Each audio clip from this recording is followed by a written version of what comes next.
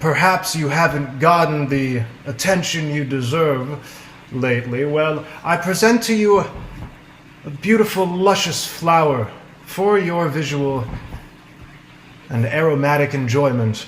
This is exclusively for you, so if you go to the comments section and see people claiming this, no, this is your flower from me to you. Thank you for joining me. Let's talk about ideas. There's a lot of ideas. There's many philosophies out there in the world of spirituality. And many of them make sense. Most of them have beautiful pearls of wisdom. But why are they all divided, huh? I mean, ultimately, the goal of spirituality is to be at one with the divine. And yet, this becomes a problem for many dogmas and groups and people who are focused more on the ins and outs of correctness versus incorrectness, of right versus wrong. If our approach towards our own spirituality involves mostly philosophizing, then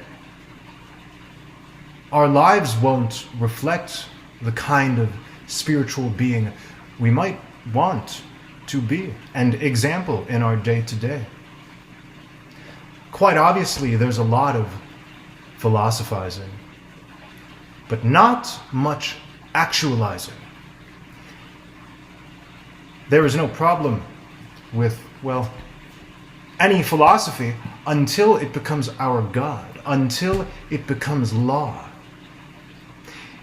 It's a very strange thing humans do. We take certain authors or figures or book titles and we bestow onto them a kind of infallibility, as if these are laws. But truly, all of us are cosmic gypsies. We are all journeyers of the soul. So any ideas you've ever read about or heard about, they originate from just another one of these journeyers. Well, you've seen it. Beings are less interested in exempling the divinity they read and speak about, and more about being in the cool camp, at the cool kids' lunch table. Fuck that. Fuck that. Ideas have limitations. Language is a construct. Although I'm speaking to you now, I'm trying only my best and can only give you my best when it comes to conveying the ultimately intangible. And when it comes to, well, spiritual philosophies, we're dealing with explanations of everything. That's what spirituality attempts to do, right? Explain everything so existence feels less threatening and more like a gift. We can get stuck in analyzing it rather than living it.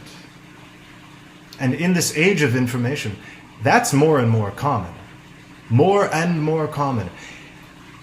So let us not be disconnected from our bodies in favor of the mind. Let us not be disconnected from our practical day-to-day realities.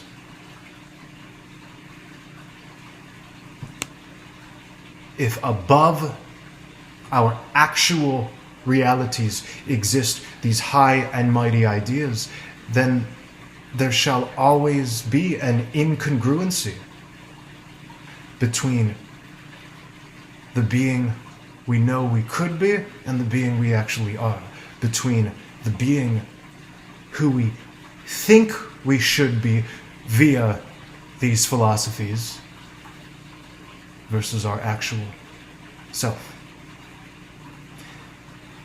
There's a lot of delusion here, and there's a lot in this world that can pull us away from our very simple, intuitive spaces that let us know what's what, that let us know what's nourishing and what's not.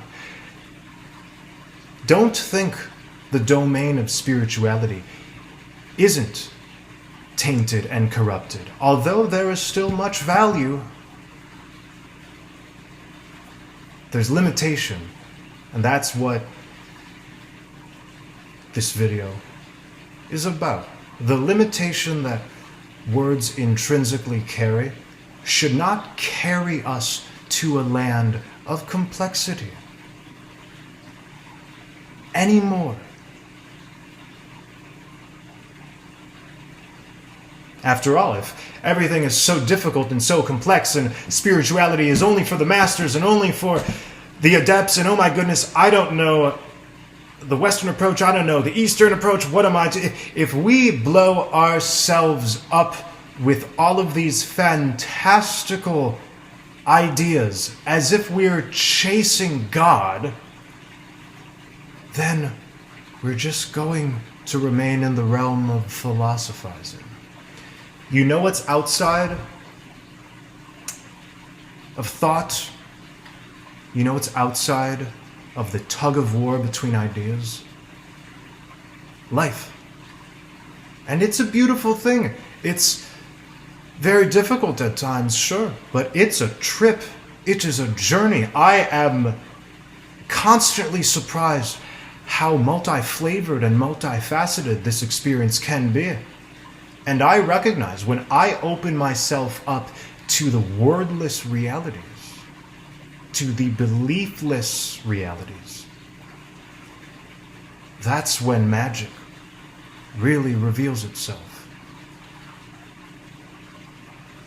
The beauty of meditation, the beauty of silence, the beauty of being in one's sacred space of contemplation is the experience of being outside of human invention. Eventually, we're left in such contemplation with the beauty of the moment. And maybe that beauty is tinged with something a bit unpleasant. But you know what? It's even more unpleasant when we get ourselves all in a tizzy about what? About words, about beliefs. I say let's sing, I say let's dance, I say let's play. And even when it comes to a lot of these philosophies, most of them are a bit too damn uptight for me to stick around. They just are. My form of spirituality will always be way lighter than any of these things. I mean, crack some jokes. Crack a good joke. All right. Thank you for joining me. Hope you're doing well. If you're not, you might want to figure that out, because time keeps ticking, and like the more we don't like resolve things, the harsher life feels. Okay, go play. Bye-bye. Whispers in the darkness melt away the heartless. So keep it cool, eyes on the prize. Center of the bullseye.